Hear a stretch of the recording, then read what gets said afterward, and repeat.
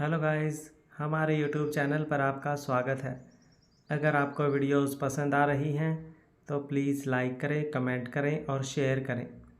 अगर आपने चैनल को अभी तक सब्सक्राइब नहीं किया है तो प्लीज़ चैनल को सब्सक्राइब करें। सुबह का वक्त फार्म हाउस में आरजू की नींद खुली। आंखें खुलते ही उसकी नज़रें पूरे कमरे में दौड़ने लगी।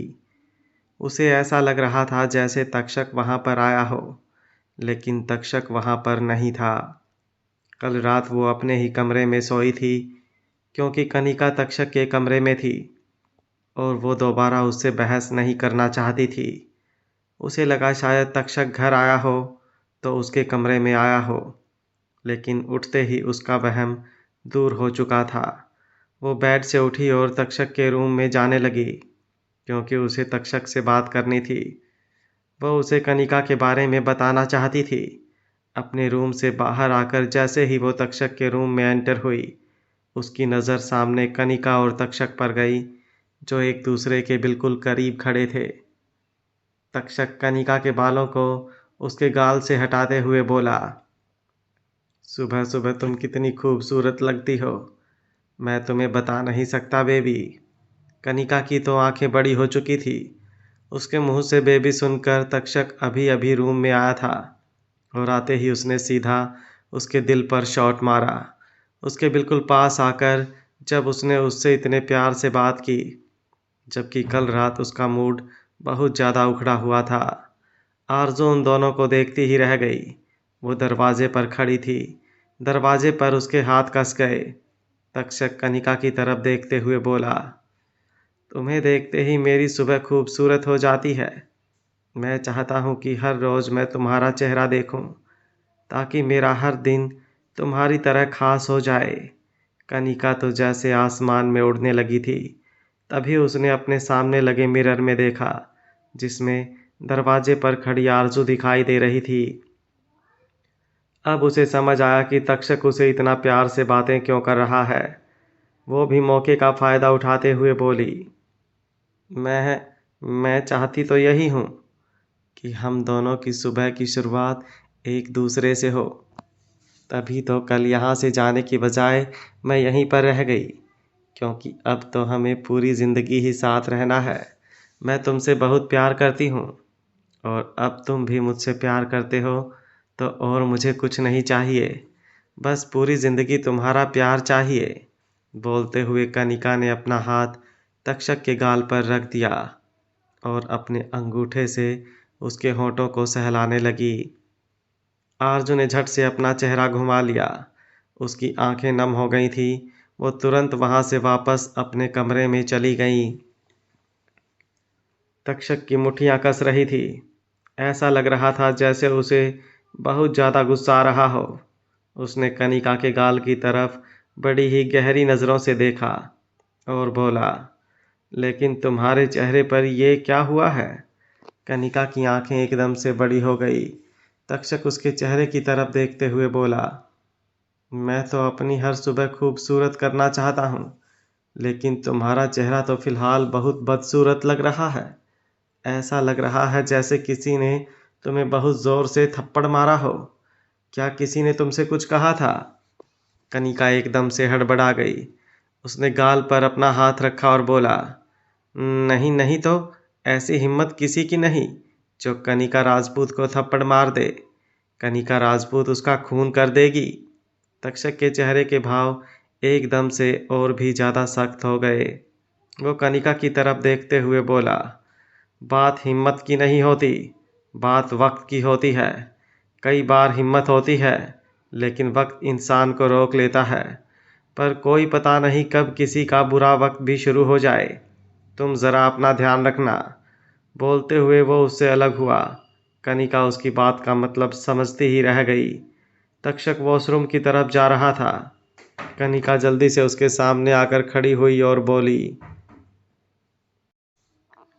मुझे तुम्हारी बात समझ नहीं आई।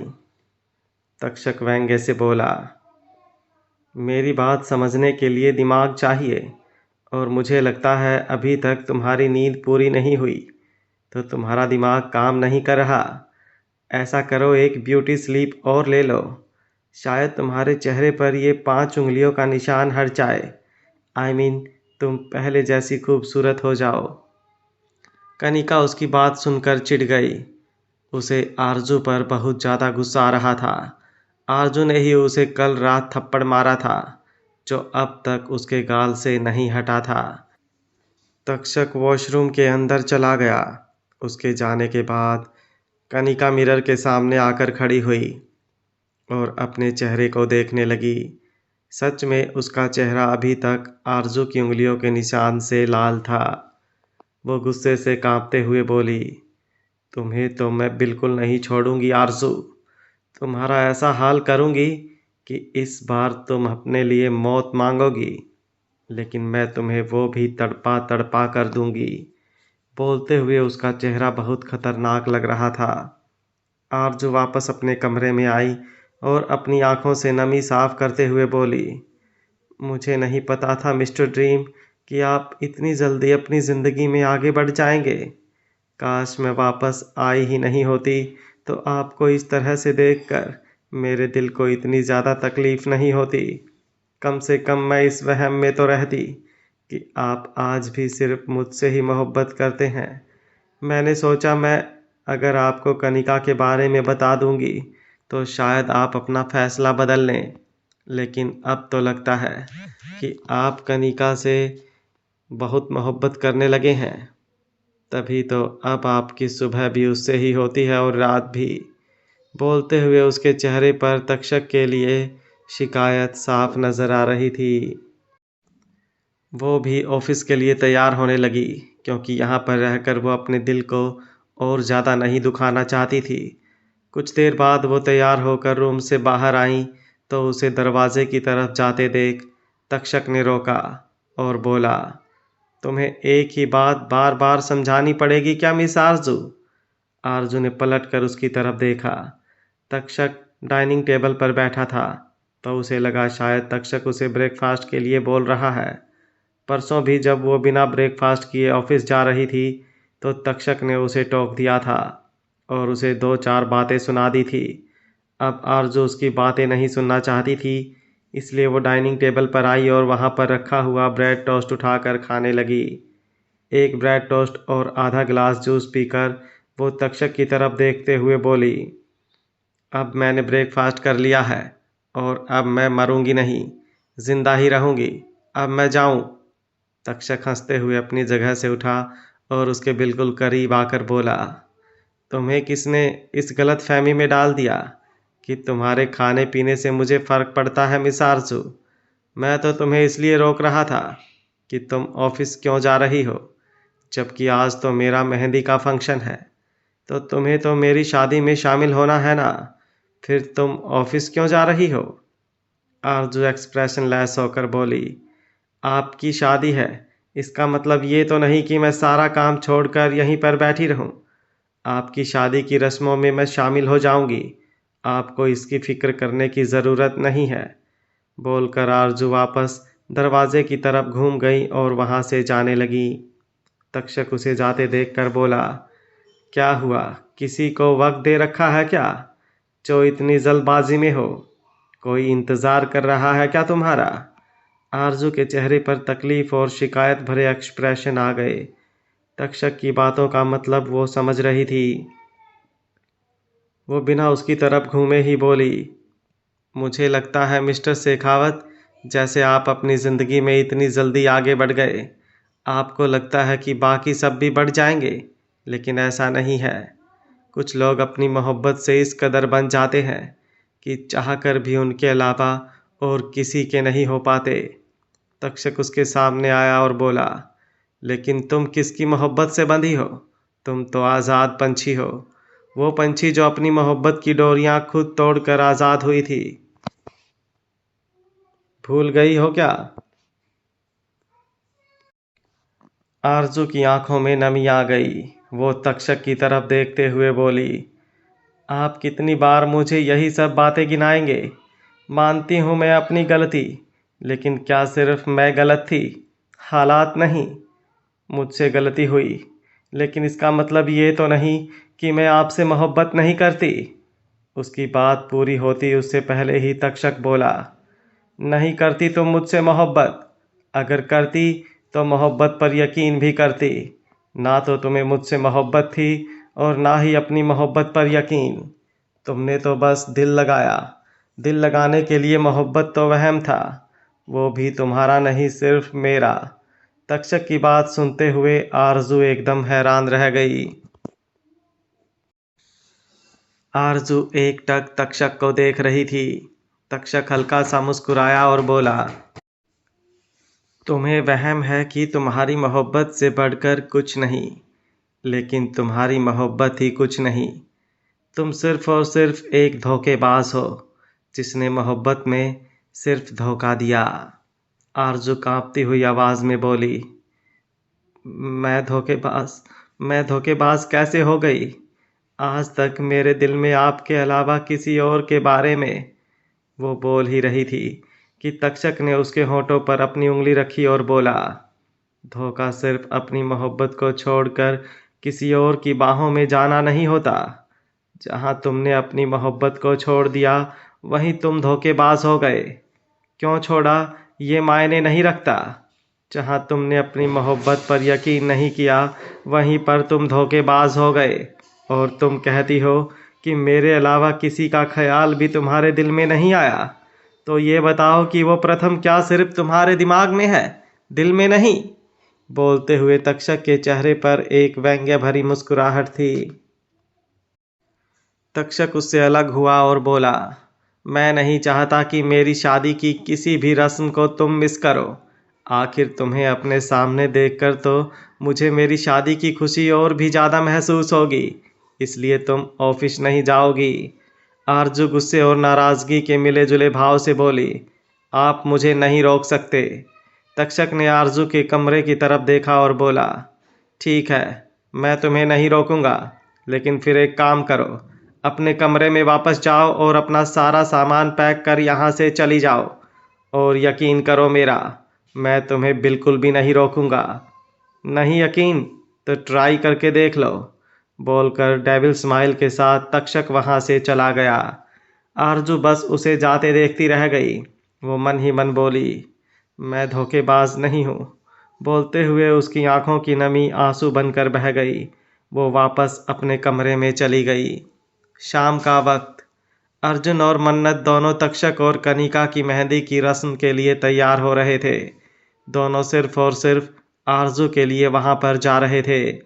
मन्नत सोफे पर बैठी थी और सामने टेबल पर ट्रे रखी हुई थी, जिसमें दूध, जूस और कुछ फ्रूट रखा हुआ था। उसे अपने विटामिन और कैल्शियम की दवाइयाँ लेनी थी। अर्जुन वॉशरूम में था। मन्नत उसके बाहर आने का इंतज़ार कर रही थी ताकि अर्जुन उसे खुद दवाई दे, क्योंकि बाद में अर्जुन उस पर इल्ज़ाम लगाता था कि मन्नत ने दवाइयाँ ली ही नहीं, बल्कि दवाइयाँ इधर उधर फेंक कर वो झूठ बोल रही है। पर मन्नत को देरी हो रही थी, इसलिए उसने सोचा कि आज वो खुद से ही दवाइयाँ ले ले। इसलिए उसने दूध का गिलास उठाया और साथ ही साथ दवाई भी। तभी अर्जुन वॉशरूम से बाहर आया। बाहर आते ही उसने मन्नत की तरफ देखा और मुस्कुराते हुए बोला, आज तो मेरी जाना समझदार हो गई, अपने आप दवाई ले रही है। मन्नत मुंह बनाते हुए बोली, मैं हमेशा दवाई ले सकती हूँ अर्जुन जी, लेकिन आप मुझे बाद में झूठी साबित कर देते हैं। अर्जुन ने उसे तिरछी नज़रों से देखा और बोला, मैं झूठा इल्ज़ाम नहीं लगाता, तुम सच में दवाइयाँ इधर उधर कर देती हो और फिर बोलती हो कि तुमने सारी दवाई खा ली, झूठी कहीं की। मन्नत ने और भी ज़्यादा मुंह बनाया। उसने झट से वो दवाई वापस ट्रे में रखी और बोली, ठीक है, अब मैं खुद से कोई दवाई लूँगी ही नहीं, आप ही मुझे हर दवाई दीजिएगा ताकि बाद में आपकी डांट ना सुननी पड़े मुझे। बोलते हुए उसने अपना चेहरा घुमा लिया। अर्जुन मुस्कुराते हुए उसके पास आया और बोला, मेरी जाना मुझसे नाराज़ हो गई। मन्नत ने कुछ नहीं कहा, बस चेहरा घुमा लिया। अर्जुन उसके पास आया। इस वक्त अर्जुन ने अपनी कमर पर टॉवल लपेट रखा था और उसकी बॉडी पर जो पानी की बूंदें ठहरी हुई थी और जिस तरह से गर्म पानी से शावर लेने के बाद उसकी बॉडी हीट हो रखी थी, मन्नत की नज़र खुद ब खुद उस पर फिसलने लगी थी। अर्जुन बड़ी ही इंटेंस वॉइस में बोला, मेरी जाना सच में नाराज है मुझसे? मन्नत मुंह बनाते हुए बोली, आप मुझे नाराज रहने ही कब देते हैं खुद से? ऐसे मेरे सामने आएंगे तो मेरी नाराज़गी तो पता नहीं कहाँ उड़ जाएगी। अर्जुन के चेहरे की मुस्कुराहट और भी ज़्यादा लंबी हो गई। वो मन्नत के चेहरे पर झुका और बोला, चाहो तो अपनी नाराज़गी दूर कर सकती हो, मैं बिल्कुल बुरा नहीं मानूंगा। बोलते हुए उसने अपना हाथ अपने सीने पर हल्का हल्का सा रगड़ा। मन्नत की सांसें सूखने लगीं। वो मुंह बनाते हुए बोली, आप जानबूझकर मुझे परेशान कर रहे हैं ना? आपको पता है मैं कितनी मुश्किल से रेडी हुई हूँ। अब अगर मैं अपनी नाराज़गी दूर करने लगी तो मुझे फिर से रेडी होना होगा। और आपके ये बेबीज़ मुझे कितना परेशान करते हैं आप जानते भी हैं। ना बैठने देते हैं ना उठने देते हैं। बोलते हुए मन्नत ने अपने पेट पर अपना हाथ रख लिया। ट्विंस बेबी के साथ प्रेगनेंसी होने की वजह से उसका बेबी बम्प काफ़ी बड़ा था और मन्नत खुद भी बड़ी गोल मटोल हो चुकी थी, लेकिन अर्जुन को तो वो अब और भी ज़्यादा खूबसूरत लगती थी। उसने मन्नत के पेट पर अपना हाथ रखा और बोला, बेबीज़ तो मेरे शैतान होंगे ही, उनकी मम्मा जो इतनी शैतान है। बाकी तुम चाहो तो मैं खुद भी तुम्हारी नाराज़गी दूर कर सकता हूँ। बोलते हुए अर्जुन अपना हाथ मन्नत की गर्दन के पास लेकर आ गया था और अपनी उंगलियों से उसकी गर्दन को सहलाने लगा था। मन्नत जैसे बिना पानी की मछली की तरह मचलने लगी। उसने दवाइयों की तरफ देखा और बोली, चाहिए मुझे आपसे कोई नाराज़गी दूर नहीं करवानी। मुझे जल्दी से दवाई दीजिए और जाकर तैयार हो जाइए, हमें देर हो रही है। वहाँ पर आरजू अकेली होगी। अर्जुन हल्का सा मुस्कुराया और बोला, जो हुक्म मेरी जाना का। बोलते हुए उसने ट्रे की तरफ देखा। उसने अपने हाथ से दवाई उठाई, लेकिन तभी उसके चेहरे के एक्सप्रेशन बदले। उसके हाथ में वो दवाई नहीं थी जो वो रोज़ मन्नत को देता था। दवाई पहले वाली दवाई की बोतल में थी, लेकिन अंदर की दवाई वो नहीं थी। इस बात पर अर्जुन कन्फर्म था। उसे रुकते हुए देख मन्नत एक बार फिर से बोली, जल्दी कीजिए ना अर्जुन जी, हमें सच में देरी हो रही है। अर्जुन हल्का सा मुस्कुराया और बोला, एक मिनट, शायद मेरे फ़ोन पर कोई मैसेज आ रहा है। बोलते हुए वो अपनी जगह से उठा और सामने टेबल की तरफ आया जहाँ पर उसका फ़ोन रखा था। मन्नत उसे देखती ही रह गई। मैसेज छोड़ो, दुनिया इधर की उधर हो जाए, लेकिन अर्जुन को मन्नत से ज़्यादा ज़रूरी कुछ नहीं होता था। अब वो एक मैसेज पर उसे दवाइयाँ देते देते रुक गया और वहाँ से चला गया। ये बात मन्नत को अजीब लग रही थी। अर्जुन ने अपने फ़ोन की तरफ तो देखा भी नहीं था।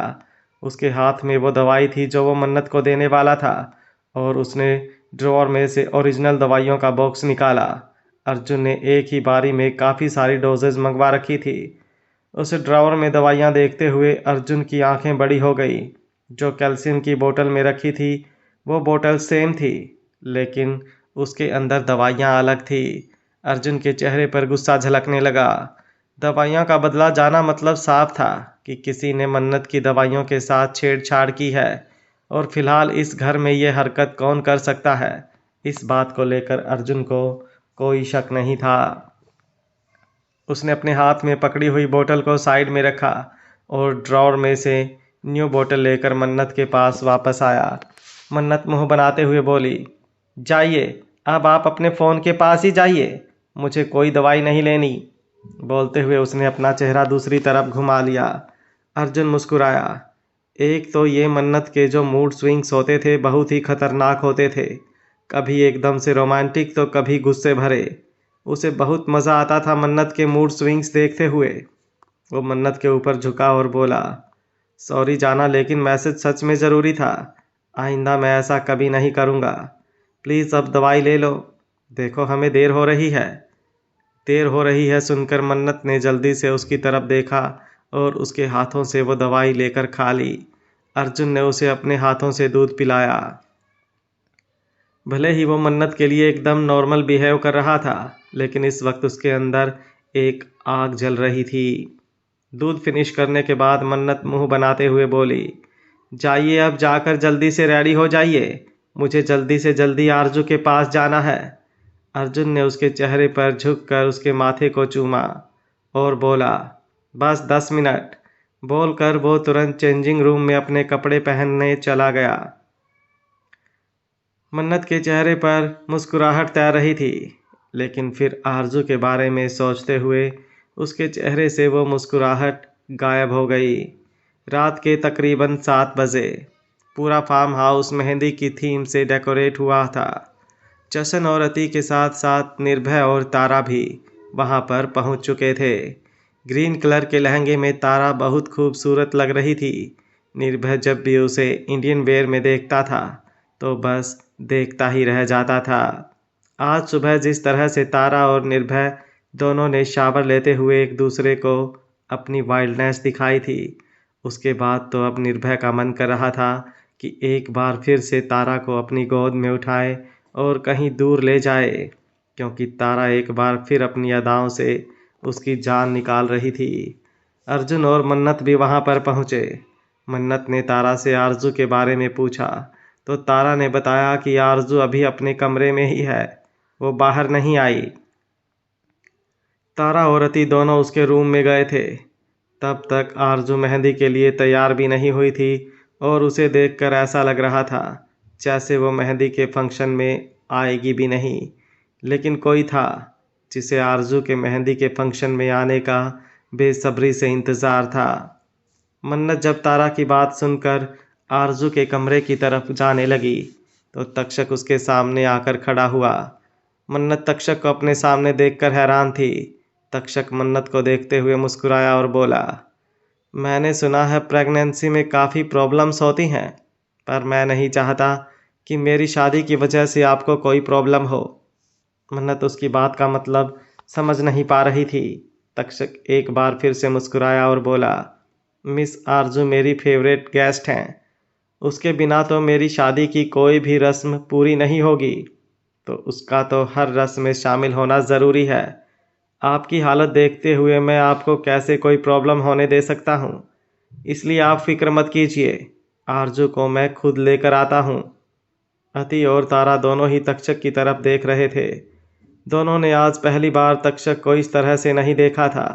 वो गुस्से में हमेशा इसी तरह हार्टलेस बिहेव करता था, लेकिन उन्हें ये नहीं पता था कि आरजू के लिए भी वो इस तरह से हार्टलेस हो सकता है। तक्षक वहाँ से आरजू के कमरे में चला गया।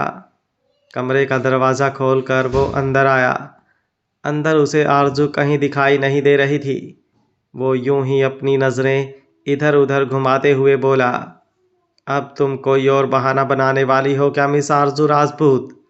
तुम्हें क्या लगता है कि तुम मेरी मेहंदी के फंक्शन में नहीं आओगी तो मेरी मेहंदी का फंक्शन पूरा नहीं होगा? तुम जानबूझकर ये सब कुछ कर रही हो ना, पर किसी गलत फहमी में मत रहना। वो अभी बोल ही रहा था कि आरजू चेंजिंग रूम से बाहर आई। ग्रीन और पिंक कलर के कॉम्बिनेशन का लहंगा पहने खड़ी आरजू पर जैसे ही तक्षक की नज़र गई, एक पल के लिए वो उसे देखता ही रह गया। ड्रेसिंग रूम से जैसे ही आरजू बाहर आई, तक्षक की नज़रें उस पर ठहर गईं।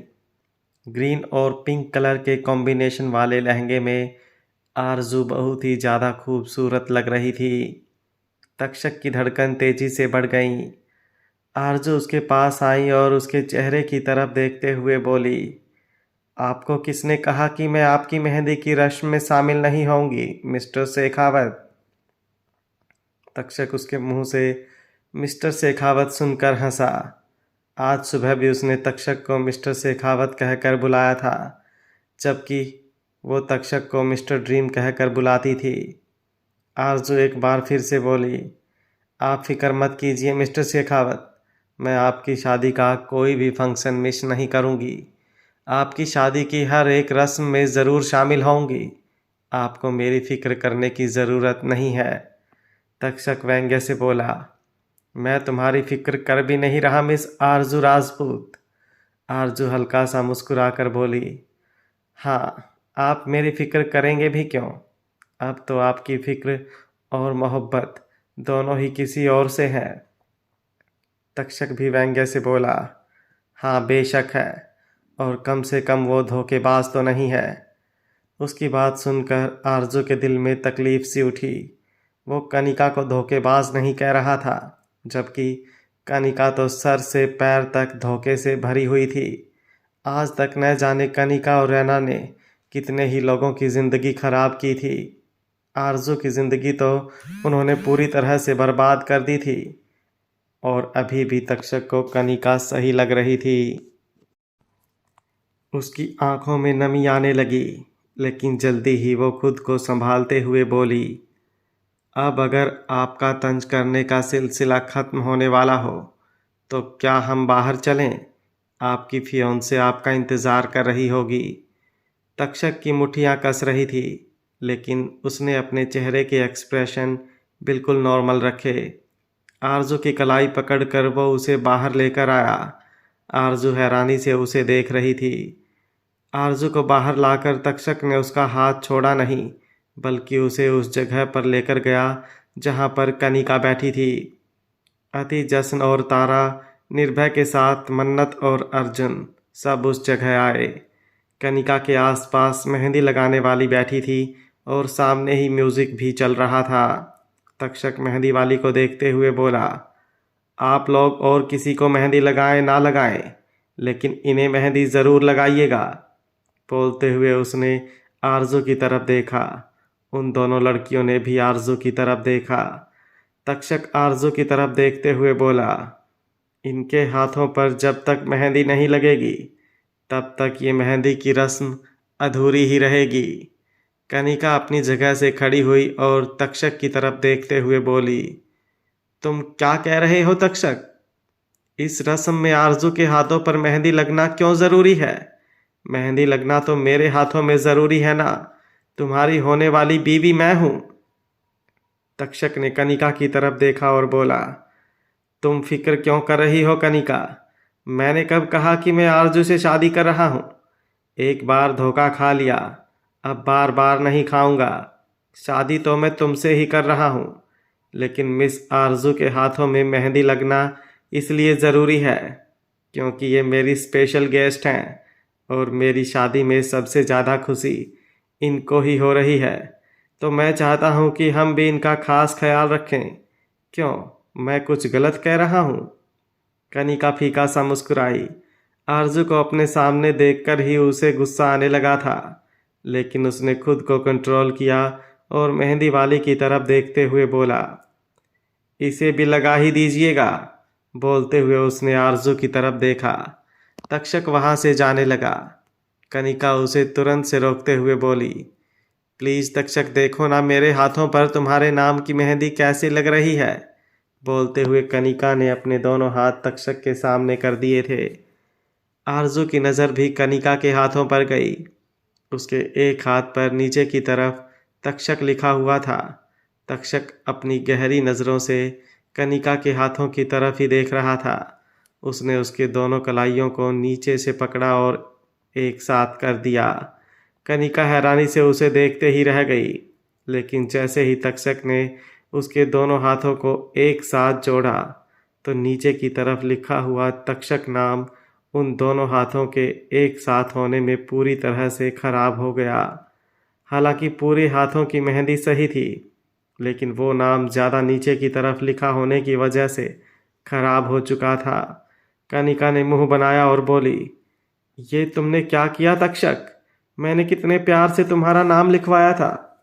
आरजू कनिका के हाथों की तरफ देखते हुए बोली, कुछ नाम और कुछ इंसान जब हमारी किस्मत में ना हो, लेकिन फिर भी हम उन्हें किसी से छीनना चाहें तो ऐसा ही होता है।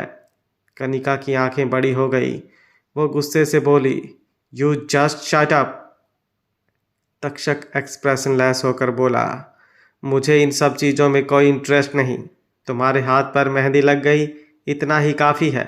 बोलकर वो तेज़ कदमों के साथ वहाँ से चला गया। अति को अब तक्षक का बिहेवियर बहुत अजीब लगने लगा था। एक तरफ वो आरजू पर अपना गुस्सा जता रहा था, दूसरी तरफ हरकतें ऐसी कर रहा था जिससे उसकी हरकतों पर शक हो रहा था। जश्न के लिए तक्षक को समझना मुश्किल हो रहा था। तारा ने आरजू के कंधे पर अपना हाथ रखा और बोली, आपको ब्रो की बात मानने की कोई ज़रूरत नहीं है। कोई ज़रूरत नहीं आपको मेहंदी लगवाने की। ब्रो का क्या है, जब देखो गुस्से में ऐसे ही जलते रहते हैं। कुछ भी बोलते हैं, कुछ भी सुनाते हैं। बोलते हुए उसने मुंह बनाया। आरजू हल्का सा मुस्कुराई और बोली, अब जब मिस्टर शेखावत ने कहा है तो मेहंदी तो मैं लगवाऊंगी। बोलते हुए वो नीचे बैठ गई और अपने हाथ मेहंदी वालियों के आगे कर दिए। उन दोनों मेहंदी वालों ने भी उसे मेहंदी लगाना शुरू कर दिया।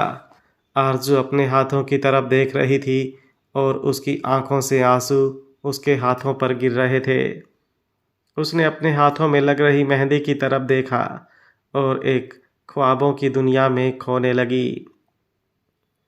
तारा और मन्नत दोनों उसके आसपास खड़ी थी और उसे तक्षक का नाम लेकर छेड़ रही थी। वो उसे मेहंदी रचने को लेकर मजाक कर रही थी। आरजू उनके मुंह से तक्षक का नाम सुनकर शर्मा रही थी और बड़े ही प्यार से अपने हाथों की तरफ देख रही थी। जन्मों जन्मों की बांधी है प्रीत रे, तोड़े से भी ना टूटे कभी। देखा आंखों ने सपना एक प्यार का, सपना प्यारा ना टूटे कभी। हो छोड़े से भी ना छोड़े, ना छूटे रंग छाप ऐसी लगाई तेरे नाम की।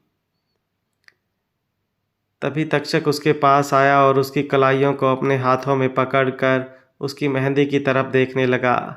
अब आरजू ने भी नज़र उठाकर तक्षक की तरफ देखा। तक्षक ने मुस्कुराते हुए उसके दोनों हाथों पर बड़े ही प्यार से चूमा और उसे लेकर उसकी जगह से खड़ा हो गया। तक्षक उसकी कमर पर अपना हाथ रखे हुए हल्का सा घूमा, जिससे आरजू की पीठ अब तक्षक के सीने से लगी हुई थी। अब तक्षक ने अपना एक हाथ उसकी कमर पर रखा हुआ था और दूसरे हाथ में उसकी कलाई पकड़ी हुई थी और उसके गाल से वो अपना गाल रगड़ रहा था। दोनों एक दूसरे के साथ को महसूस कर रहे थे, लेकिन तभी तक्षक ने उसे गोल घुमाया। आरजू एक झटके से अपने ख्वाबों की दुनिया से बाहर आई और उसने महसूस किया कि हकीकत में भी तक्षक उसके सामने है, लेकिन उसे वो प्यार से नहीं देख रहा बल्कि अपनी तिरछी नज़रों से देख रहा है। वो उसे देखते हुए मुस्कुरा नहीं रहा, बल्कि उसके चेहरे पर एक व्यंग्य भरी मुस्कुराहट है। जिस तरह वो ख्वाबों की दुनिया में स्टेज के बीचों बीच खड़ी थी, अब वो हकीकत में भी स्टेज के बीचों बीच खड़ी थी। और तभी म्यूजिक स्टार्ट हुआ। बिखरी बिखरी जुल्फे तेरी, पसीना माथे पर है, सच तो ये है तुम गुस्से में और भी प्यारे लगते हो। राहें तकना तारे गिनना, सादिक काम हमारा है, आज मगर क्या बात है तुम भी जागे जागे लगते हो। तक्षक आरजू के पास आया और उसके गालों पर आए हुए उसके बालों को कान के पीछे करते हुए उसे अपनी गहरी गहरी नज़रों से देखने लगा। आरजू को बहुत अजीब लग रहा था। उसकी नज़रें सामने खड़े सब लोगों की तरफ जा रही थी, जहां सब उनकी तरफ ही देख रहे थे। वो तक्षक से कुछ बोलती उससे पहले ही तक्षक उसके पीछे से घूमते हुए दोबारा उसके सामने आकर खड़ा हुआ और उसकी कमर को अपने हाथों से थाम लिया। आरजू एकदम हैरान रह गई। पीछे म्यूजिक चल रहा था, लेकिन उसका ध्यान उस म्यूजिक पर नहीं बल्कि तक्षक के होठों पर था, जो उस गाने को गुनगुना रहे थे। और उसकी गहरी नज़रें आरजू के चेहरे पर और ज़्यादा गहरी होती जा रही थी। ओ दिल तोड़, ओ दिल तोड़ के हंसती हो मेरा, वफाएं मेरी याद करोगी। ओ दिल तोड़ के हंसती हो मेरा, वफाएं मेरी याद करोगी। आरजू उसके मुंह से वो गाना सुनते हुए बोली, मैंने आपका दिल नहीं तोड़ा, मैं मजबूर थी, मैं डर गई थी, पर मैं सच में बहुत प्यार करती हूँ आपसे। आपको पता है ना, मैं बहुत मोहब्बत करती हूँ आपसे। अभी आरजू बोल ही रही थी कि तक्षक ने एक झटके से उसे छोड़ दिया और उससे दूर हो गया। वो वापस आरजू के पीछे जाकर खड़ा हुआ और आरजू को उसके कंधों से पकड़कर अपने होठों को उसके कानों के पास लेकर आया और गाने के साथ साथ गाने लगा, कर याद वो ज़माना मेरे प्यार का, चैन लूटना तू दिल का करार का। तक्षक के मुंह से गाना सुनते हुए आरजू के सामने हर वो पल घूम रहा था जब वो तक्षक के साथ थी। उन दोनों के बीते हुए मोहब्बत से भरे हुए वो पल अपनी पूरी जिंदगी में नहीं भूल सकती थी। उसकी आंखों से आंसू गिरने लगे। अति, तारा और मन्नत तीनों ही उसकी हालत देखकर मायूस हो रही थी। अति तक्षक और आरजू के पास जाने को हुई, लेकिन जसन ने उसका हाथ पकड़कर उसे रोक लिया और अपना सर ना में हिलाया। और जब दुनिया में मैं ना रहा तो किसे बर्बाद करोगी? तक्षक के मुंह से ये सुनकर आरजू की आंखें बड़ी हो गई। वो झट से उसकी तरफ घूमी और उसके सीने पर अपने हाथ रखने लगी, लेकिन तक्षक ने उसकी कलाइयों को पकड़कर उसे रोक लिया। आरजू रोते हुए बोली, प्लीज़ मुझे माफ़ कर दीजिए, आइंदा मैं कभी आपको। वो बोल ही रही थी कि तक्षक ने उसकी कलाई को पकड़ते हुए उसे गोल घुमा दिया। कनिका दूर खड़ी उन दोनों को देख रही थी और उसका चेहरा गुस्से से कांप रहा था। भले ही तक्षक और आरजू दोनों कोई रोमांटिक डांस नहीं कर रहे थे, लेकिन जिस तरह से वो दोनों एक दूसरे के साथ थे, सबको साफ पता चल रहा था कि उन दोनों के बीच क्या होगा। ओ दिल तोड़ के हंसती हो मेरा, वफाएं मेरी याद करोगी। तक्षक ने आरजू के गाल पर अपना हाथ रखा और फिर अपना दूसरा हाथ अपने सीने पर रखा। आरजू ने रोते रोते अपनी पलकें झुका ली। वो झट से उसके सीने से लग गई और रोते हुए बोली, प्लीज़ ऐसा मत कीजिए, मत कीजिए ना किसी और से शादी। मैं मर जाऊंगी। मैं जानती हूँ आप भी सिर्फ मुझसे प्यार करते हैं। मेरी दुनिया है आप। तेरा दिल कोई जब भी दुखाएगा, याद तुझको ये मेरा प्यार आएगा। तेरा दिलो दिल लेने वाले टूट जब तार, तो रोके फरियाद करोगी। तक्षक ने उसे खुद से अलग किया और एक बार फिर से उसे अपनी गहरी नज़रों से देखते हुए म्यूज़िक के साथ साथ गाने लगा, और दिल तोड़ के हंसती हो मेरा, वफाएं मेरी याद करोगी। आरजू एक बार फिर से उसके करीब होने लगी, लेकिन इस बार तक्षक स्टेज से ही चला गया। आरजू बस उसे जाते देखती रह गई। वो भी तुरंत से स्टेज से उतरी और सीधा फार्म हाउस के अंदर चली गई। मेहंदी में तक्षक और जसन के भी कई बिजनेस पार्टनर और रिलेटिव आए हुए थे। सबके बीच ही अब तक्षक और आरजू को लेकर बातें होनी शुरू हो गई थी, लेकिन तक्षक उन बातों पर ध्यान देने के लिए वहां पर नहीं रुका। वो पार्किंग एरिया की तरफ आया और अपनी गाड़ी लेकर वहां से जाने लगा, लेकिन तक्षक अपनी गाड़ी में बैठता उससे पहले ही जसन ने उसका हाथ पकड़कर उसे रोका और उसे अपनी तरफ घुमाया। जसन उसे गुस्से से देख रहा था, लेकिन तक्षक का चेहरा एकदम एक्सप्रेशनलेस था। जसन उसे गुस्से से देखते हुए बोला, ये क्या हरकत की थी तुमने अभी अभी, और कितना गिल्टी फील करवाओगे एंजल को? तुम जानते भी हो उस पर क्या बीत रही है। तुम कब से ऐसे हो गए तक्षक? माना तुम गुस्से वाले हो, जिद्दी हो, लेकिन इसका मतलब ये तो नहीं कि तुम किसी को इस कदर हर्ट करो कि सामने वाला इतना टूट जाए। थोड़ा सा तो रहम खाओ। तक्षक उसकी बात बीच में ही काट कर बोला, काश आपने मुझ पर रहम खाया होता मिस्टर शेखावत, तो आज आपको किसी और के लिए मुझसे लड़ने की ज़रूरत नहीं होती। काश आपने तब समझा होता कि किसी से ऐसी बातें भी ना छुपाओ कि जब वो सामने आए तो सामने वाला न सिर्फ टूट जाए बल्कि ख़त्म ही हो जाए। जसन उसकी बात सुनकर उसे देखता ही रह गया। तक्षक ने अपनी गाड़ी का दरवाज़ा खोला और बोला, वैसे तो बहुत बार कह चुका हूँ आपसे, लेकिन अब आखिरी बार कह रहा हूँ, शादी में शामिल होइए, लेकिन मेरे मामलों में आने की कोशिश मत कीजिए। Good night. बोलकर तक्षक अपनी गाड़ी में बैठा और वहाँ से निकल गया।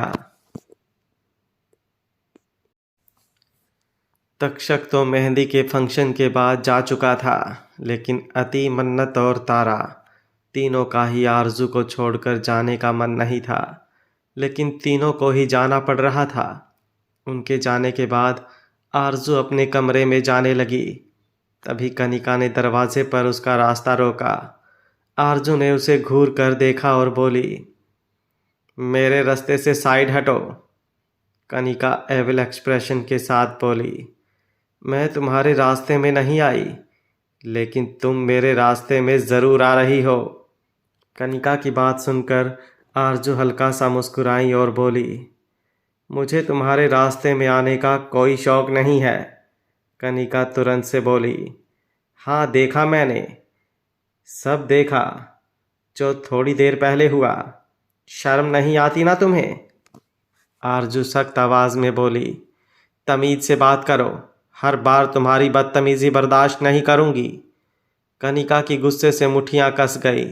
वो उसकी तरफ उंगली उठाकर तेज़ आवाज़ में बोली, मेरे सामने ज़ुबान खोलने की कोशिश मत करना, वरना तुम्हारी ज़ुबान अभी खींच लूँगी। तुम्हें क्या लगता है कि मुझे तुम्हारी हरकतें समझ में नहीं आती? तुम जानबूझकर ऐसी हरकतें कर रही हो जिससे तक्षक तुम्हारे करीब आए। क्या ज़रूरत थी तुम्हें मेरे मेहंदी के फंक्शन में आने की? मेहंदी मेरी है, मेरे हाथों पर मेहंदी लगनी चाहिए। तक्षक के साथ मुझे डांस करना चाहिए, लेकिन मेहंदी तुम्हें लग रही थी और तक्षक के साथ डांस भी तुम कर रही थी, और कैसे उसके करीब होकर कर रही थी ये मुझे तुम्हें बताने की ज़रूरत ही नहीं है। एक मौका नहीं छोड़ती हो तुम मेरे तक्षक के पास आने का, और फिर ऊपर से एटीट्यूड ऐसे दिखाती हो जैसे तुम्हें कोई फ़र्क ही नहीं पड़ता। आरजू थोड़े व्यंग्य से बोली, मेरा तक्षक? बोलकर वो हंसी और बोली, एक गलत फहमी में जी रही हो तुम कि मिस्टर शेखावत तुम्हारे हैं, वो कभी तुम्हारे नहीं होंगे। तुम्हें एक बात बताऊं, भले ही वो मुझसे जितनी मर्जी नाराज़गी से बात कर ले, लेकिन उनकी आंखों में जो मोहब्बत मैं अपने लिए देखती हूँ ना, उतना ही ज़्यादा मुझे तुम्हारे लिए गुस्सा भी नज़र आता है। अब गुस्सा क्यों है वो मुझे नहीं पता, लेकिन एक सलाह ज़रूर देती हूँ तुम्हें कि अपने दिमाग से और दिल से ये वहम निकाल दो कि मिस्टर शेखावत तुम्हारे हैं। वो तुम्हारे कभी नहीं होंगे, चाहे उनसे 10 बार शादी कर लेना। कनिका हंसी और बोली, अपने ख्याली पुलाव बनाना बंद कर दो।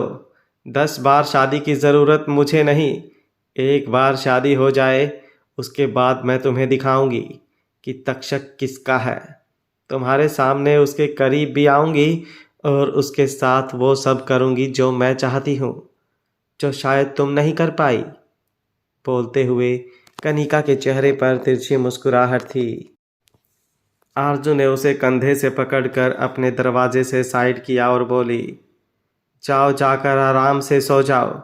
जब आंखें बंद करोगी तभी तो ख्वाब देख पाओगी, क्योंकि जो तुम चाहती हो वो सिर्फ तुम्हारे ख्वाब में हो सकता है, हकीकत में नहीं। मिस्टर शेखावत भले ही मुझसे नाराज़ हों, लेकिन उनकी पसंद इतनी गिरी हुई नहीं हो सकती। बोलकर आरजू कमरे के अंदर चली गई और कनिका बस उसे जाते देखते रह गई। वो गुस्से से कांप रही थी। आरजू कमरे में आई और आते ही उसने अपने हाथों में सूखी हुई मेहंदी की तरफ देखा। उसकी आंखों से आंसू बह गए।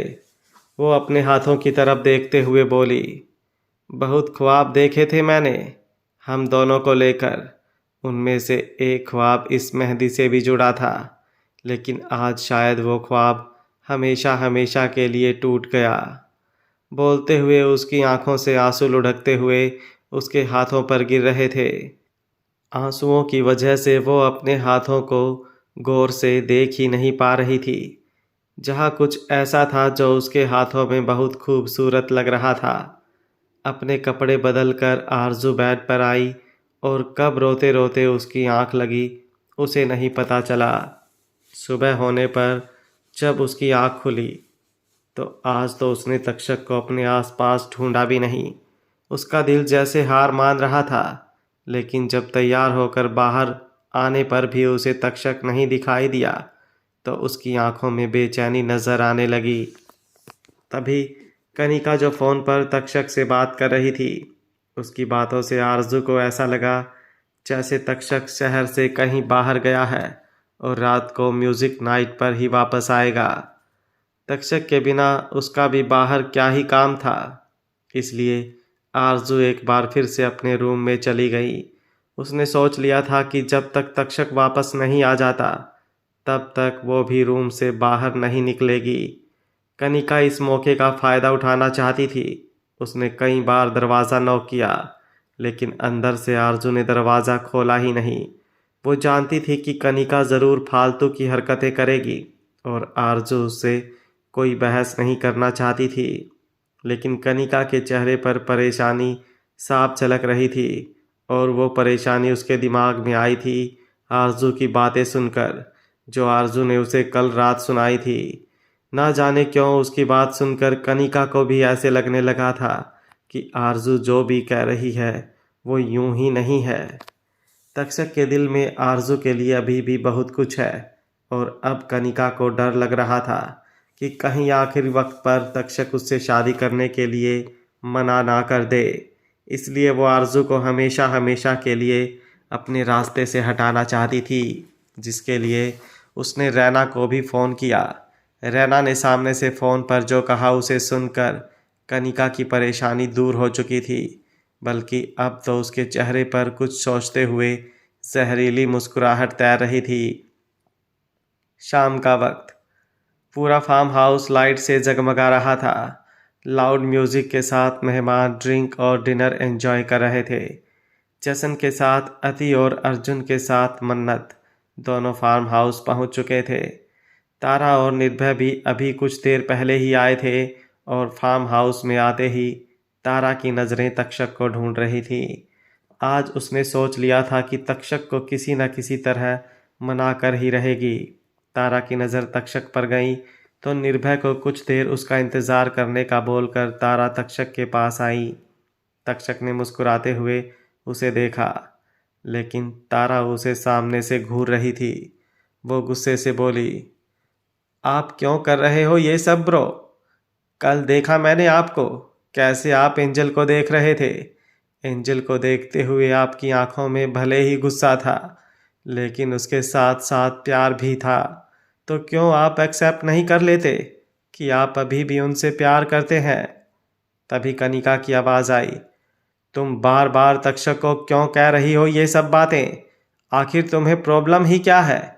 आवाज़ सुनकर तारा ने अपना चेहरा घुमाकर दूसरी तरफ देखा तो कनिका उनके पास ही आ रही थी। तारा गुस्से से कनिका को देखते हुए बोली, मैं तुमसे बात नहीं कर रही, so stay out of it. Kanika गुस्से से कुछ बोलने को हुई, लेकिन उससे पहले ही तक्षक कनिका की तरफ देखते हुए बोला, एक्सक्यूज अस। कनिका के जबड़े कस गए। वो एक बार फिर से कुछ बोलने को हुई, लेकिन इस बार तक्षक थोड़ा गुस्से से बोला, I said just go from here. Kanika पैर पटकते हुए वहाँ से चली गई। उसके जाने के बाद तक्षक ने तारा की तरफ देखा और बोला, तुम अभी अभी कोमा से रिकवर हुई हो और मैं नहीं चाहता कि तुम कोई भी स्ट्रेस लो। अगर तुम्हें मुझे शादी एंजॉय करनी है तो तुम कर सकती हो, वरना मैं निर्भय को बोल देता हूँ, वो तुम्हें यहाँ से ले जाएगा। उसकी बात सुनकर तारा उसकी तरफ देखती ही रह गई। वो गुस्से से मुंह बनाकर बोली, I just hate you bro. बोलकर वो भी पैर पटकते हुए वहाँ से चली गई। लेकिन निर्भय के पास जाने की बजाय वो बार काउंटर पर आई और गुस्से से उसने 2-3 शॉट एक साथ ले लिए।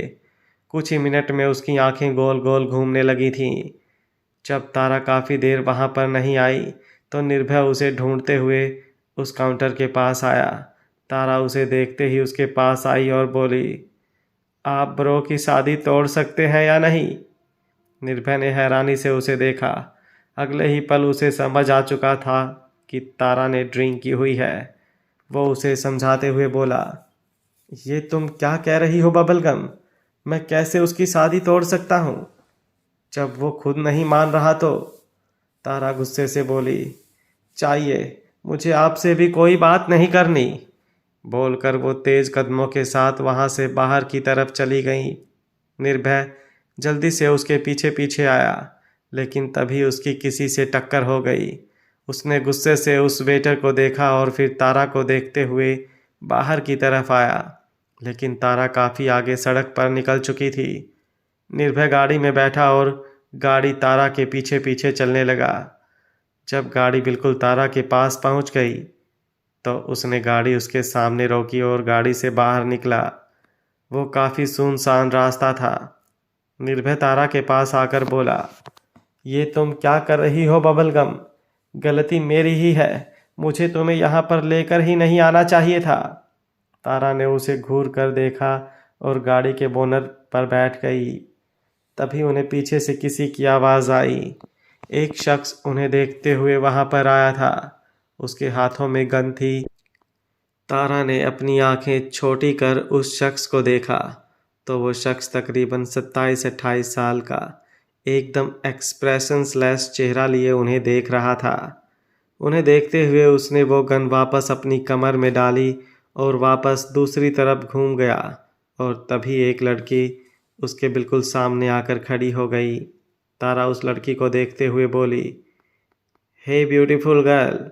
वो लड़का और लड़की अग्नि सिंह राठौड़ और इश्क अग्नि सिंह राठौड़ थे, जिनकी गाड़ी कुछ ही दूरी पर खड़ी थी। अभी अभी इश्क पर एक अटैक हुआ था जिससे अग्नि ने उसे बचाया था, जिसके चलते अग्नि के पेट से छूकर गोली निकली थी। इसलिए वो कुछ देर आराम करने के लिए वहां पर रुके थे। लेकिन तारा और निर्भय की आवाज़ सुनकर अग्नि उनकी तरफ आया था। तारा की वो खूबसूरत सी आवाज़ सुनकर इश्क ने अग्नि के पीछे की तरफ देखा तो एक लड़की जो बहुत ही ज़्यादा खूबसूरत थी, लेकिन उसके कदम हल्के हल्के लड़खड़ा रहे थे। शायद वो नशे में थी, लेकिन जो लड़का उसके साथ था वो उसे अच्छी तरह से संभाल रहा था। तारा इश्क के बिल्कुल सामने आकर खड़ी हुई और इश्क और अग्नि दोनों को देखने लगी। अग्नि की गुस्से भरी नज़रें इश्क पर देखकर वो लड़की इश्क से बोली, तुम्हारा बॉयफ्रेंड तो बहुत गुस्से वाला लगता है। इश्क उस लड़की को देखते हुए बोली, यह मेरे बॉयफ्रेंड नहीं, मेरे पति हैं। तारा तुरंत से बोली, तो फिर तुम पत्नियों की तरह बिहेव क्यों नहीं करती? इन्हें क्यों मना रही हो? जाकर खुद रूठ कर बैठ जाओ। देखना ये तुम्हें मनाने के लिए तुम्हारे पीछे पीछे आएंगे, जैसे मेरे पति आए हुए हैं। बोलते हुए उसने निर्भय की तरफ देखा। निर्भय ने इश्क और अग्नि की तरफ देखा और बोला, सॉरी गाइस, ये मेरी वाइफ तारा निर्भय सिंह राठौड़ हैं। वो एक्चुअली मेरी बबलगम थोड़ी परेशान थी तो उसने ड्रिंक कर ली है। तारा झट से बोली, मैं परेशान हूँ नहीं, तुमने मुझे परेशान किया हुआ है। सारा दिन मुझे ललचाते रहते हो। बोलते हुए उसने निर्भय के होठों की तरफ देखा और अपने होठों पर अपनी जीभ गोल गोल घुमाई। इश्क तारा की हरकतों को देखते हुए मुस्कुरा रही थी और अग्नि इश्क की मुस्कुराहट देख रहा था। तारा ने जब अग्नि के एक्सप्रेशन देखे तो गोल गोल आंखें घुमाते हुए बोली, ओह, तो एंग्री मैन भी बहुत प्यार करते हैं तुमसे। तारा की बात सुनकर इश्क ने अग्नि की तरफ देखा, जो बड़ी ही गहरी नज़रों से देख रहा था। उसे यूं खुद को देखते हुए देख इश्क का दिल ज़ोरों से धड़क उठा। लेकिन जैसे ही अग्नि ने तारा की बात सुनी और इश्क को खुद को देखते हुए देखा तो उसने जल्दी से इश्क का हाथ पकड़ा और बोला, चलो यहाँ से।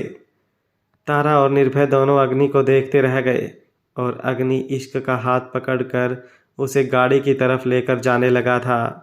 तारा ने मुंह बनाया और फिर निर्भय की तरफ देखते हुए बोली, कितना खड़ूस है ना वो। थैंक गॉड आप उस जैसे बिल्कुल नहीं हैं, वरना मैं तो आपके प्यार के लिए तरसती रह जाती। निर्भय मुस्कुराया और उसकी कमर को अपने हाथों में थाम कर उसे अपने करीब करते हुए बोला, तुमने बहुत ज़्यादा ड्रिंक कर ली है बबलगम। चलो वापस फार्म हाउस में तक्षक की म्यूज़िक नाइट है, हमें वहाँ जाना है। निर्भय की बात सुनकर तारा की आंखें बड़ी हो गईं और वो गुस्से से बोली, हाँ मुझे भी वहाँ जाना है, क्योंकि आज मैं उस कनिका पनिका को बिल्कुल नहीं छोड़ूंगी। कैसे उसने मेरे एंजल को परेशान करके रखा है। चलो जल्दी। बोलकर वो जल्दी से गाड़ी में बैठ गई। निर्भय भी आकर गाड़ी में बैठा और गाड़ी स्टार्ट कर तारा को लेकर वहाँ से निकल गया। लेकिन कुछ दूरी पर आकर उसने देखा कि अग्नि गाड़ी से बाहर खड़ा है और शायद किसी को फ़ोन करने की कोशिश कर रहा है। वो अपनी गाड़ी से बाहर निकलकर अग्नि के पास आया। अग्नि गुस्से से गाड़ी की तरफ देख रहा था और किसी को फ़ोन मिलाने की कोशिश कर रहा था। जब वो इश्क को लेकर गाड़ी के पास आया तो गाड़ी स्टार्ट नहीं हो रही थी। इश्क को डर लगने लगा था। जिस तरह से अभी अग्नि गन लेकर इधर उधर घूम रहा था, उसकी सांसें हलक में अटक रही थी। निर्भय अग्नि के पास आया और बोला, कैन आई हेल्प यू? अग्नि एक्सप्रेशन लेस होकर बोला, थैंक्स, नो थैंक्स। निर्भय हल्का सा मुस्कुराया और बोला, आई डोंट थिंक सो कि तुम्हें यहाँ पर कोई मैकेनिक मिलेगा। बोलते हुए निर्भय ने गाड़ी की तरफ देखा जिसका बोनट खुला था। शायद इंजन में कोई प्रॉब्लम आ गई थी। निर्भय ने एक नज़र इश्क को देखा और फिर अग्नि की तरफ देखकर बोला, यह रास्ता काफ़ी सुनसान है। मुझे लगता है कि तुम्हें हमारे साथ चलना चाहिए मेरे दोस्त। और मेरी बबलगम के भाई की म्यूज़िक नाइट है। जब तक तुम्हारी गाड़ी ठीक नहीं हो जाती तब तक तुम वहाँ पर रुक सकते हो। और तुम्हारी हालत देखकर मुझे लगता है कि तुम्हें भी रेस्ट चाहिए होगा। बोलते हुए उसकी नज़र अग्नि के पेट पर थी, जहाँ देखकर साफ पता चल रहा था कि शायद उस पर कोई अटैक हुआ था। अग्नि ने इश्क की तरफ देखा जो ठंड से अपनी बाहें सहला रही थी। उसका चेहरा बहुत ज़्यादा थका हुआ था। अग्नि ने अपना सर हाँ में हिलाया। कुछ देर बाद अग्नि और इश्क दोनों निर्भय और तारा के साथ एक फार्म हाउस में आए, जहाँ पर म्यूज़िक नाइट चल रही थी। अग्नि ने तो अपने कपड़े गाड़ी में ही चेंज कर लिए थे। वहाँ हर कोई उसे बहुत अच्छी तरह से जानता था। तारा इश्क को लेकर अंदर आरजू के पास आई। आरजू आईने के सामने बैठी थी। इस वक्त उसने एक ब्लैक कलर का लहंगा पहना हुआ था। आईने के सामने बैठी आरजू बहुत खूबसूरत लग रही थी। तारा और इश्क दोनों उसके पास आए।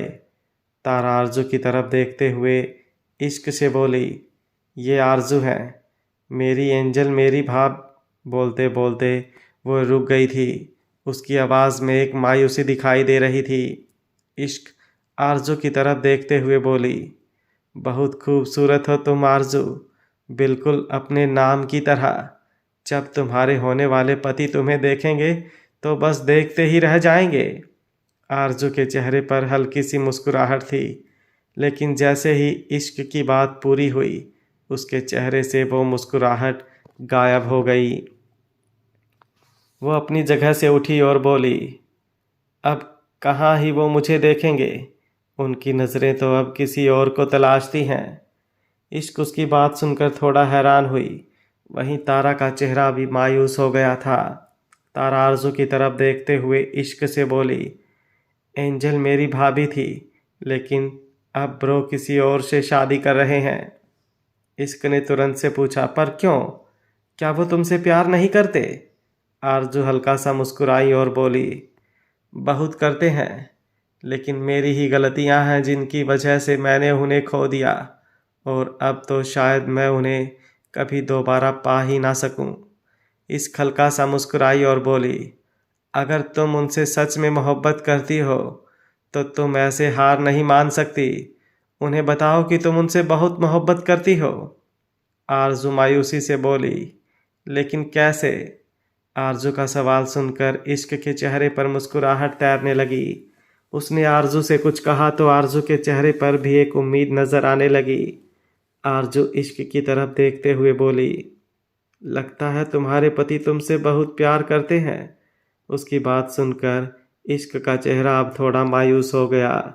वो धीमे से बोली, बहुत इश्क करते हैं वो मुझसे, लेकिन बस इजहार नहीं करते, और तकलीफ़ इस बात की है कि मैं इंतज़ार भी नहीं कर सकती।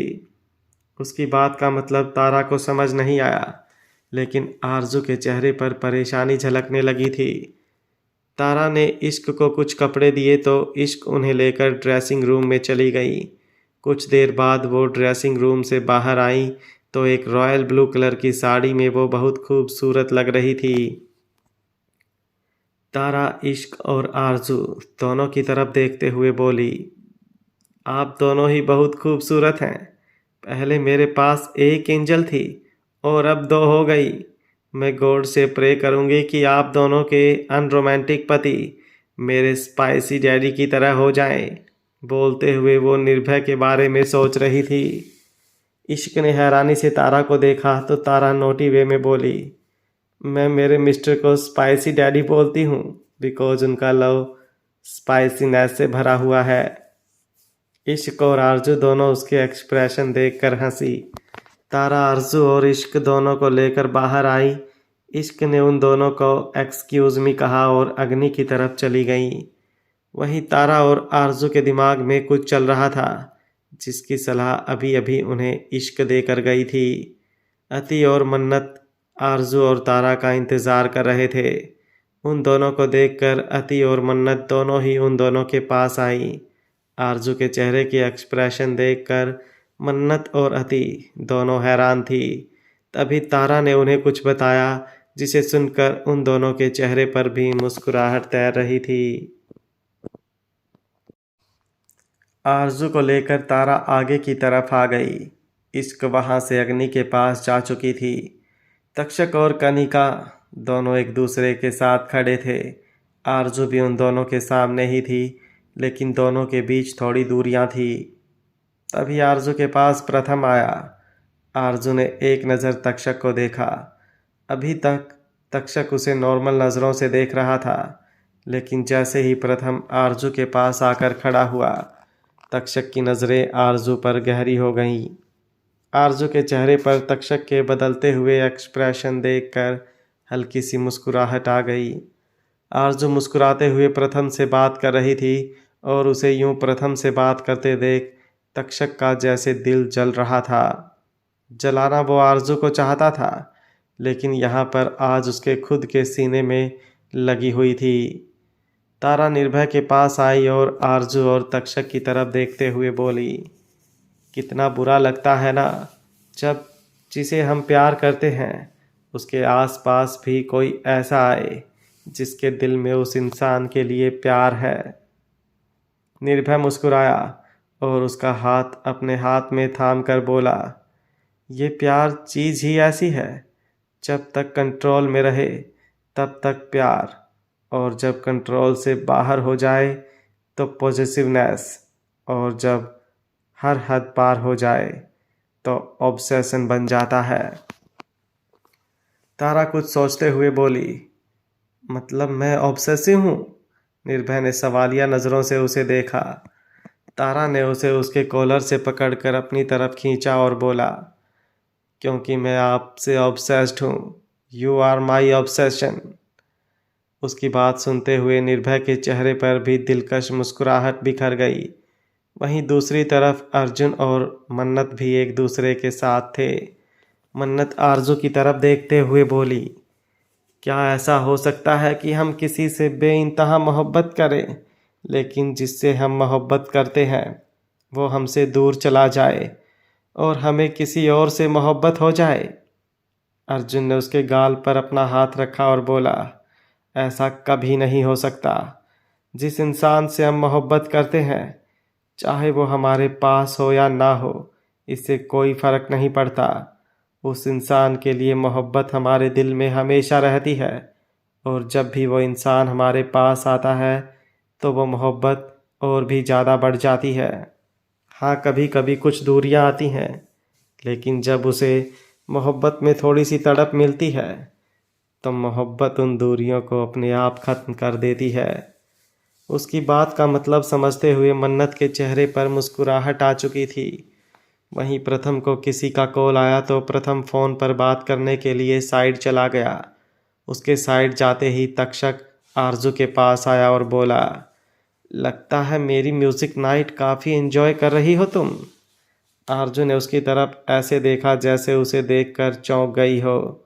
वो हल्का सा मुस्कुरा कर बोली, अभी तो एंजॉयमेंट शुरू ही नहीं हुआ मिस्टर शेखावत, अभी तो बहुत कुछ बाकी है। तक्षक गुस्से से दांत पीसते हुए बोला, अच्छा ऐसा क्या बाकी है, ज़रा बताने की तकलीफ़ उठाओगी तुम? आरजू एक बार फिर से मुस्कुराई और बोली, कुछ बातें बताई नहीं जाती मिस्टर शेखावत, बस हो जाती हैं, और उनके होने के बाद पता चलता है कि वो बातें हुई हैं। खैर आप ये बताइए कि आप अपनी म्यूज़िक नाइट एंजॉय कर रहे हैं ना? कल शादी है आपकी, और शादी के बाद तो सब कुछ बदलने वाला है। पर आप तो बहुत पहले ही बदल चुके हैं। अब बदलने में आपको कोई प्रॉब्लम नहीं होगी। तक्षक ने उसकी कमर पर अपना हाथ रखा और उसे अपने करीब खींचते हुए बोला, मुझे बदलने पर मजबूर करने वाली तुम हो। मुझे छोड़कर तुम गई थी। मैंने तुम्हें खुद से दूर जाने के लिए नहीं कहा था। वो तुम थी जो लोगों के लिए मुझे छोड़कर चली गई। वो तुम थी जिसके दिल में डर ज़्यादा था और मेरी मोहब्बत कम। वो तुम थी जिसे मुझसे मोहब्बत तो थी, लेकिन मेरी मोहब्बत पर यकीन नहीं था कि सब कुछ जानकर भी मेरे लिए तुम्हारी मोहब्बत नहीं बदलेगी। वो तुम थी जिसे मुझ पर इतना भी भरोसा नहीं था कि मैं तुम्हें प्रोटेक्ट कर सकता हूँ। वो तुम थी जो मुझे पूरे 6 महीने दूर रही और फिर जब सामने आई तो ऐसे बिहेव किया जैसे ये 6 महीने तो तुम्हारे लिए मैटर ही नहीं करते थे। तुम्हें पता है इन 6 महीनों में मैंने एक एक पल कैसे बिताया है। दुनिया भाड़ में जाए, लेकिन इस तक्षक शेखावत को कभी फर्क नहीं पड़ा था। लेकिन तुम गई तो इन 6 महीनों में खुद से ही नफरत कर बैठा मैं कि क्या मेरी मोहब्बत झूठी थी या फिर जिससे मुझे मोहब्बत हुई वो ही झूठी थी। उसकी बातें सुनते हुए आरजू का दिल कांप रहा था। तक्षक के चेहरे के एक्सप्रेशन ही बता रहे थे कि तड़प उसके दिल में भी कम नहीं है। आरजू से बहुत कुछ कहना चाहती थी, लेकिन उन सभी बातों को अपने दिल में बंद कर वो हल्का सा मुस्कुराई और बोली, आज आपकी म्यूज़िक पार्टी है मिस्टर शेखावत, आपको एंजॉय करना चाहिए। मेरे साथ ये बातें तो आप कभी भी कर लेंगे। उसके मुंह से ये सब बातें सुनकर तक्षक एकदम हैरान रह गया। उसने एक झटके से उसे छोड़ा। तभी उसे दूर से प्रथम आता हुआ दिखाई दिया। आरजू भी प्रथम को ही देख रही थी। तक्षक को ऐसा लगा जैसे प्रथम को अपने पास आते देख आरजू तक्षक को वहां से जाने के लिए बोल रही थी। वो हल्का सा मुस्कुराया और बोला, तुम सिर्फ बदली नहीं हो मिस आरजू राजपूत, तुम सच में धोखेबाज बन गई हो। एक धोखेबाज जिसने मोहब्बत के बदले सिर्फ और सिर्फ धोखा दिया। बोलकर तक्षक तेज कदमों के साथ वहां से चला गया। आरजू के दिमाग में बस उसकी आखिरी बात गूंज रही थी। प्रथम आरजू के पास आया और बोला, सॉरी वो कुछ इम्पोर्टेंट कॉल था। आरजू हल्का सा मुस्कुराई और तक्षक की तरफ देखने लगी। तक्षक किसी से बात कर रहा था और तक्षक के हाथ में ड्रिंक का ग्लास था। इस वक्त उसके चेहरे पर एटीट्यूड दिखाई दे रहा था। आरजू ने ध्यान से देखा तो तक्षक के साथ खड़ा इंसान अग्नि सिंह राठौर था। इश्क के माय फायर। कुछ देर बाद कनिका का हाथ पकड़कर तक्षक स्टेज की तरफ बढ़ गया था। कनिका एकदम हैरान रह गई। तक्षक ने म्यूज़िक ऑन कराया और कनिका के साथ डांस करने लगा। उसके हाथ कनिका की कमर पर थे और कनिका के हाथ तक्षक के सीने पर थे। कनिका उसके बेहद करीब थी। वो सब देखते हुए आरजू ने अपना चेहरा घुमा लिया था। तक्षक को किसी और के इस तरह से करीब देखकर ही उसकी जान निकल रही थी। उसकी आंखों में नमी आ गई, लेकिन फिर उसने खुद को संभाला और एक गहरी सांस ली। इस बार वो तक्षक की तरफ घूमी और अपनी गहरी नज़रों से देखने लगी। आरजू ने जब अपना चेहरा घुमा लिया था तो तक्षक के चेहरे पर डेविल स्माइल आ गई थी, लेकिन अब वापस उसकी नज़र खुद पर पाकर तक्षक थोड़ा हैरान हो गया। लेकिन अभी भी वो कनिका के साथ डांस करता रहा। जब उन दोनों का डांस खत्म हुआ तो वो स्टेज से वापस उतर गया और वहाँ से जाने लगा। लेकिन तभी पीछे से एक बार फिर से म्यूज़िक बजा। तक्षक ने पलटकर पीछे की तरफ देखा तो स्टेज पर आरजू को देखकर उसकी आंखें बड़ी हो गईं। कनिका जो तक्षक से बात करने के लिए तक्षक के पास आई थी, जब उसने तक्षक की नज़रों का पीछा किया तो आरजू की तरफ देखते हुए वो भी हैरान रह गई। ओ हम बड़े थे मासूम, बेलिहाज बन गए। हम बड़े थे मासूम, बेलिहाज बन गए। आरजू ने अपने चेहरे पर घूंघट ओढ़ा हुआ था और वो नीचे डांस फ्लोर पर बैठी थी। जैसे ही म्यूज़िक ऑन हुआ, उसने अपने चेहरे से धीरे धीरे घूंघट उठाया और तक्षक की तरफ देखते हुए अपने पैर को हल्का हल्का हिलाने लगी। ओ हम थे मासूम बेलिहाज बन गए, हम बड़े थे मासूम बेलिहाज बन गए। उसका एक घुटना फर्श पर था तो दूसरा घुटना ऊपर की तरफ था।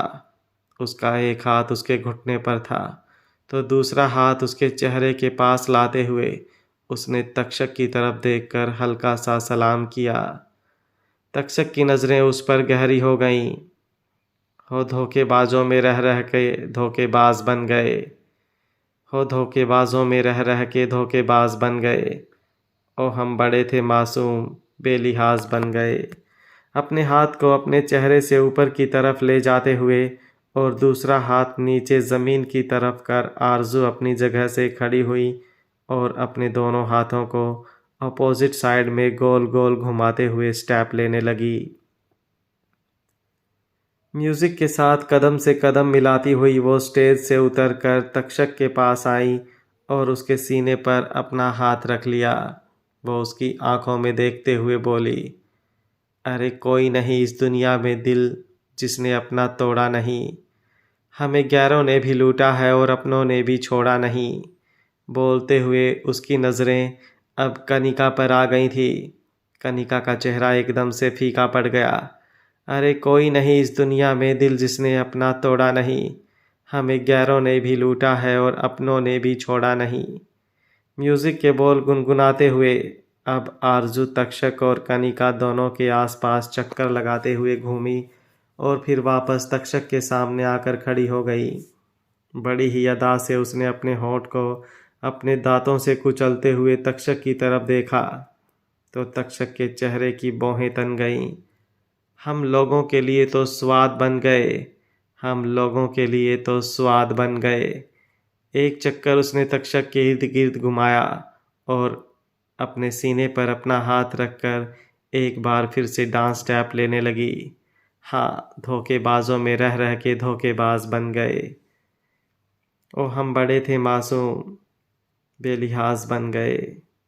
जैसे जैसे गाना चल रहा था वैसे वैसे आरजू अब तक्षक के पास गोल गोल घूम रही थी। एक पल के लिए जब उसके कदम लड़खड़ाए तो तक्षक ने जल्दी से उसकी तरफ अपना हाथ बढ़ाया, लेकिन आरजू ने खुद ही खुद को संभाल लिया। कनिका की गुस्से से मुट्ठियां कस गई। हो जन्नत में रहने वालों के जहन्नम में सवेरे हैं। हो मैंने रंग बदलने सीख लिए, अब मेरे भी लाखों चेहरे हैं। आरजू ने खुद को संभाल तो लिया था, लेकिन डांस करते करते वो जब गिरने लगी तो वो तक्षक पर ही झुक चुकी थी। उसका चेहरा तक्षक के सीने पर था। गहरी गहरी सांसें लेते हुए अब उसने चेहरा उठाकर तक्षक की तरफ देखा और अपनी गहरी नज़रों से देखते हुए बोली, जन्नत में रहने वालों के जहन्नुम में सवेरे हैं। मैंने रंग बदलने सीख लिए, अब मेरे भी लाखों चेहरे हैं। तक्षक की भी मुट्ठियां बंद हो गईं।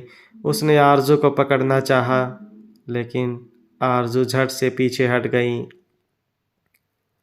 वो हम कल नहीं थे जो आज बन गए। हाय मेरी इज्जत पे जानी जी दाग बन गए। आंखों में बेहिसाब नमी लिए आरजू पीछे की तरफ कदम लेने लगी।